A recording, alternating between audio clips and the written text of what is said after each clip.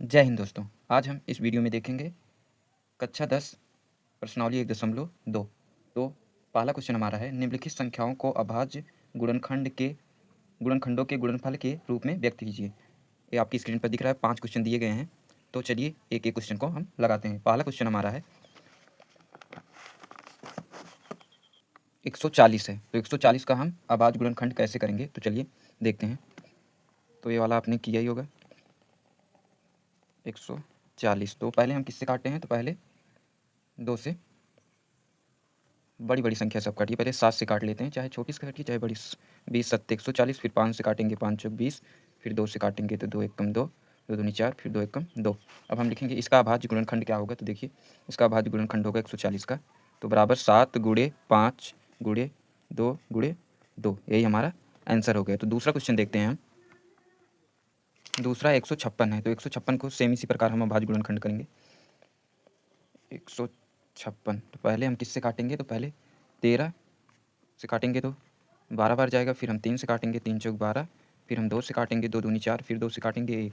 तो इसका हमारा अभाज्य हो जाएगा 156 का। तो 156 का अभाज्य हो जाएगा 13 गुणे 3 गुणे 2 गुणे 2। यही हमारा हो जाएगा इसका अभाज्य। उसके बाद तीसरा देखते हैं। तीसरा हमारा है 3825, तो इसको हम हल करेंगे। देखिए हल लिखेंगे, इसको हम काटेंगे पहले 3825। तो पहले हम इसमें कितने से भाग देंगे, तो बड़ा संख्या हमारा 17 से भाग देंगे, तो बचेगा हमारा 225। तो उसके बाद हम करेंगे 5 से हमारा 5 चौक 20, 5 25, 45 आ जाएगा। फिर 5 से करेंगे 5 9 45, फिर 3 से करेंगे 3 त्रिका 9, फिर 3 से करेंगे तो हमारा 1 आ जाएगा। तो इसका आंसर हो जाएगा दोस्तों हमारा 3825 बराबर हो जाएगा 17 गुणे 5 गुणे 3 गुणे 3। एक बार और 5 लिख दिया, डबल बार 5। तो ऐसे भी कर सकते हैं, कोई दिक्कत नहीं। अगला हमारा चौथा है 5005, तो इसका हम करेंगे गुणनखंड 5005 का। तो 5005, तो सबसे पहले हम 13 से काटेंगे, तो 13 हो जाएगा। इसमें 385 बचेगा जब 13 से हम काटेंगे। फिर अब हम 11 से काटेंगे तो 35 बच जाएगा हमारा। उसके बाद 7 से काटेंगे, 7 5 35, फिर उसके बाद हम 5 से काटेंगे तो 5 एकम 5। तो इसका आंसर हो जाएगा दोस्तों हमारा 13 गुणे 11 गुणे 7 गुणे 5।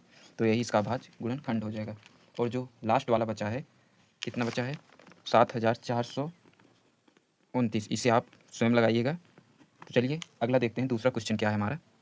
दूसरा क्वेश्चन हमारा है, पूर्णांकों के निम्नलिखित युग्मों के HCF और LCM ज्ञात कीजिए तथा इसकी जांच कीजिए कि दो संख्याओं का गुणनफल बराबर HCF गुणे LCM है। तो आपकी स्क्रीन पर ये क्वेश्चन दिख रहे हैं। 3 क्वेश्चन दिए गए हैं। पहला है 26 और 91, दूसरा है 510 और 92, तीसरा है 336 और 54। तो चलिए देखते हैं। दूसरे का पहला है 26 और 91, तो इसको हमें हल करेंगे। तो पहले हम 26 का अभाज्य गुणनखंड करेंगे, तो 7 गुणे 13, 2 गुणे 13 हो जाएगा, 2 गुणे 13 दूनी 26। उसके बाद 91 का हमारा 13 सत्ते 91, तो ये हमारा 2 है दोस्तों। उसके बाद HCF इसका कितना हो जाएगा, तो HCF आप जानते हैं जो दोनों में मिलेगा, तो दोनों में 13 मिल रहा है, तो इसका HCF हमारा 13 हो जाएगा। LCM भी इसका ज्ञात करना है, तो LCM हम देखिए क्या हो जाएगा 2 गुणे 7 गुणे 13। तो ये हमारा HCF और LCM निकल गया है। तो LCM का हम गुणा करेंगे तो कितना आ जाएगा 182। 2 7 दूनी 14, 14 13, 13 और 14 से गुणा करेंगे तो 182 आ जाएगा। उसके बाद अब हम इसकी जाँच करेंगे, उसमें जाँच करना भी दिए गए, अब जाँच करेंगे। तो देखिए हमारा सूत्र है, दो संख्याओं का गुणनफल होगा, दो संख्याओं का गुणनफल बराबर हो जाएगा पहली संख्या गुणे दूसरी संख्या। तो इसका हमारा HCF गुणे LCM हो जाएगा सूत्र, लेकिन हमें लगाना है पहली संख्या और दूसरी संख्या और LCM गुणे HCF। इसका मतलब दोस्तों ये है, हम पहली और दूसरी संख्या से गुणा करेंगे, जितना मान इसमें आना चाहिए उतना, जितना हमारे HCF और LCM है उतना इसमें भी आना चाहिए। तो पहली संख्या हमारी कितनी है, तो पहली संख्या 26 है, दूसरी संख्या हमारा 91 है। उसके बाद देखिए LCM हमारा 182 है और HCF हमारा 13 है। तो जाना अगर दोनों को गुणा करें कि एक समान आ जाए, तो 26 में 91 से गुणा करेंगे, आ जाएगा इसका आंसर 2366। और इसमें भी हम 13 दूनी 26 तिरट्ठे, तो इसमें भी हमारा 2366 आ जाएगा। इसके माने या इति सिद्धम, या मतलब सिद्ध हो गया, इति सिद्धम हो जाएगा। तो आप कैलकुलेट कर लीजिएगा। उसके बाद अब अगला क्वेश्चन देखते हैं, दूसरा वाला।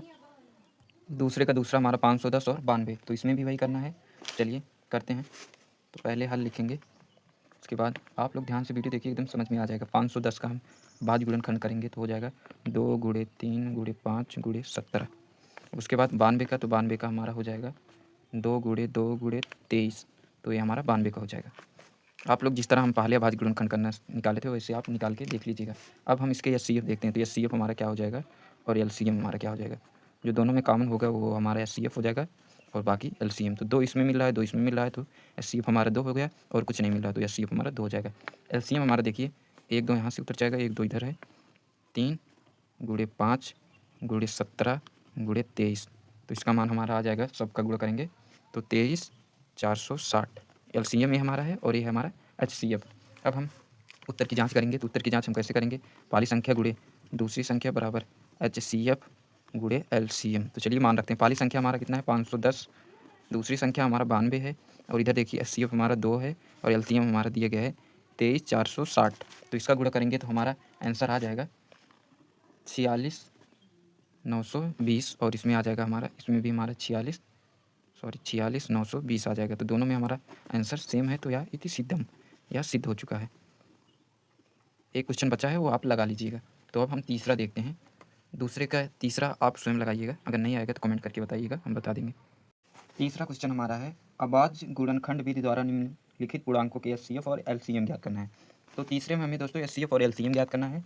तो इसमें हमारे 3 क्वेश्चन दिए गए हैं, आपकी स्क्रीन पर दिख रहे हैं। तो पहला हमारा है 12 15 और 21, दूसरा 17 23 और 29, तीसरा है 8 9 और 5। तो चलिए पहले लगाते हैं पहले। तो पहला क्वेश्चन हमारा 12 15 और 25 तीसरे का पहला है। तो चलिए पहले इसका हम एचसीएफ मतलब वो निकालते हैं, अभाज्य गुणनखंड करते हैं। तो 12 का भाज्य हो जाएगा 2 2 दूनी 4 3 12, उसके बाद 15 का करते हैं तो 15 का हो जाएगा 2 2 नहीं, यहाँ पे 5 करेंगे, 5 गुणे 3 तो 15 हो जाएगा। उसके बाद 21 का करेंगे तो 21 का 7 गुणे 3। तो हमें इसमें क्या करना है, एचसीएफ और एलसीएम ज्ञात करना है। तो चलिए इसका एचसीएफ हमारा क्या मिल रहा है, तीनों में हमें सिर्फ 3 मिल रहा है, तो इसका एचसीएफ हमारा 3 हो जाएगा। एलसीएम हम निकालते हैं, तो एलसीएम तो 2 कितनी बार है, एलसीएम बराबर 2 कितनी बार हमारा 2 बार है, तो 2 बार हम 2 को गुणा करेंगे। 3 कितनी बार है, तो तीनों में 3 मिला है तो एक बार हम 3 करेंगे। तो उसके बाद 5 और 7, 5 गुणे 7, तो इसमें आंसर हमारा आ जाएगा 420। ये हमारा एलसीएम है और ये हमारा एचसीएम है। इसी प्रकार हमें दूसरे में भी करना है। तो दूसरा हमारा है तो 17 का हम भाज करेंगे तो 17 गुणे 1, 23 में भी वही हो जाएगा 23 गुणे 1, 29 में यही हो जाएगा हमारा 29 गुणे 1। तो इसमें हमारा कॉमन 1 है, तो एचसीएफ हमारा 1 हो जाएगा दोस्तों, और एलसीएम हमारा हो जाएगा एलसीएम बराबर 17 गुणे 23 गुणे 29। तो इसका आंसर आ जाएगा हमारा 17 गुणे 23 गुणे 29 का जब हम गुणा करेंगे तो इसका आ जाएगा हमारा 11 339, यही हमारा आंसर हो जाएगा। तो तीसरा वाला जो क्वेश्चन बचा है वो लगाइएगा, हम इसलिए तीसरा वाला छोड़ दे रहे हैं। हर एक प्रश्न में तीसरा वाला छोड़ दिए हैं जिससे आप लगाइए और आपको पता चले कि हाँ हमें सवाल आ रहा है, इसी टाइप से आपको लगाना है। अब अगला देखते हैं। चौथा क्वेश्चन हमारा है, चौथा क्वेश्चन हम स्क्रीन पे देखिए दिए गए है, दिया है कि मासा 306 और 657 बराबर 9 है। तो 306 और 657 का मासा हमारा 9 है, तब लासा 306 और 657 का क्या होगा। तो इसमें दोस्तों हमें लासा ज्ञात करना है चौथे वाले में। तो चलिए करते हैं हम। तो हल लिखेंगे, इसमें हम हल लिखेंगे तो इसमें हमारा एचसीएफ कितना दिए, एचसीएफ जो हमारा दिए गए दोस्तों 306 और 5 कितना 657 का वो दिया गया हमारा 9, और हमें एलसीएम ज्ञात करना है। तो एलसीएम ज्ञात करने के लिए हम क्या करेंगे, एलसीएम गुणे एचसीएफ बराबर होता है हमारा पहली संख्या गुणे दूसरी संख्या।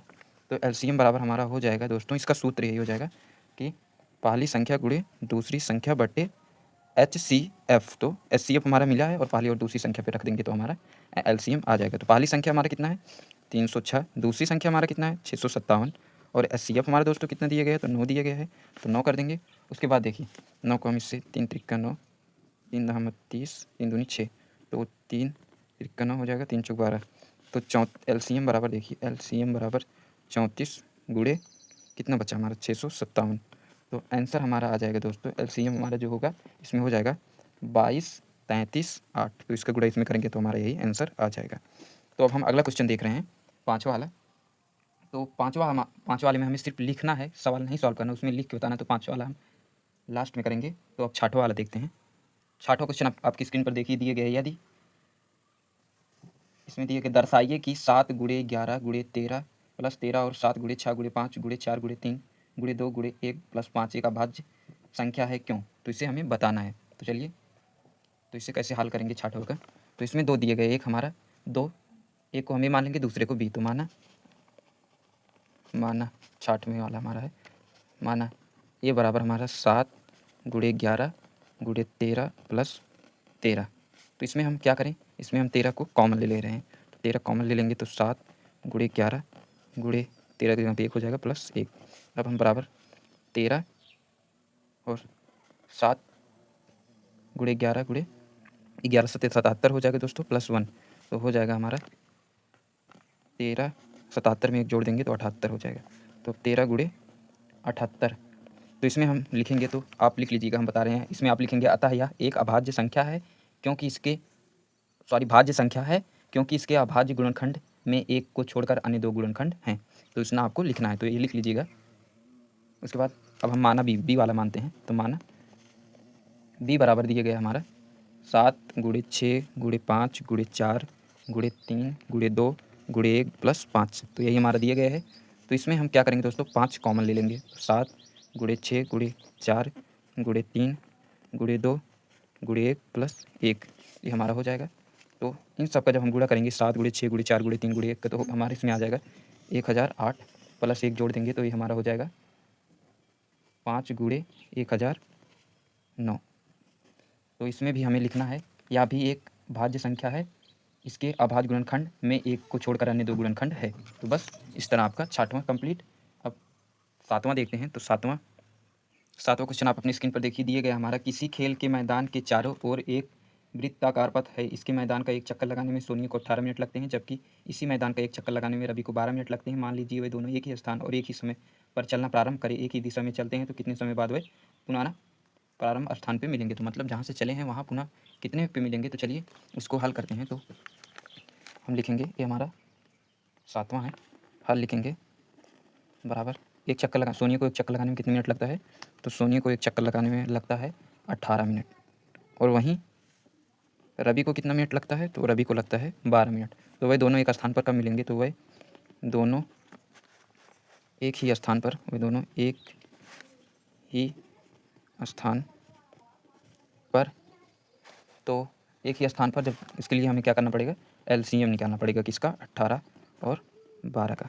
गुण नहीं रहेगा, यहाँ पे कॉमा रहेगा, 12 का एचसीएफ निकालेंगे तो के मिनट बाद हमें जो भी आंसर आएगा के बाद वह मिलेंगे, के बाद वह वापस मिलेंगे। तो इतना आप लिखेंगे अपने नोट्स में। उसके बाद देखिए, अब हम 18 और 12 का क्या करेंगे, एलसीएम निकालेंगे। तो 18 और 12 का एलसीएम, तो इसमें देखिए 2 गुणे 3, 3 दूनी 6 3 18, 2 गुणे 2, 2 दूनी 4 3 12। तो हमारा एचसीएफ जो हमारा हो जाएगा दोस्तों, वो हो जाएगा 2 इसमें मिल रहा है, 3 इसमें मिल रहा है, तो एचसीएफ बराबर हो जाएगा हमारा 2 3 6। अब एलसीएम ज्ञात करना है। तो एलसीएम में हमें 2 गुणे 3 गुणे 3 गुणे 2। अब हमारा एलसीएम में तो हो गया कितना, 2 3 6 3 18, 18 दूनी 36। तो आंसर हमारा क्या हो जाएगा, 36। यही हमारा 36 मिनट बाद वे दोनों एक स्थान पर मिलेंगे। अब जो हमारा 5वां वाला क्वेश्चन बाकी था, उसमें देखिए हमें क्या करना था, जांच कीजिए कि क्या किसी प्राकृतिक संख्या n के लिए संख्या 6 n अंक 0 पर समाप्त होगा। ये आपकी स्क्रीन पर है। तो इसमें हम क्या लिखना है आपको, तो लिख के दिखा रहे हैं। तो क्वेश्चन नंबर 5 में हम लिखेंगे 6 n का अभाज्य गुणनखंड 2 गुणे 3 n है, जबकि कोई प्राकृतिक संख्या जो 0 पर समाप्त होती है उसके अभाज्य गुणनखंड 2 गुणे 5 n के रूप का होता है, अतः 6 n 0 पर समाप्त नहीं होगा। तो बस इतना ही लिखना है दोस्तों। वीडियो कैसा लगा कमेंट करके जरूर बताइए। चैनल पर नए होंगे सब्सक्राइब करना ना भूलिए। जय हिंद।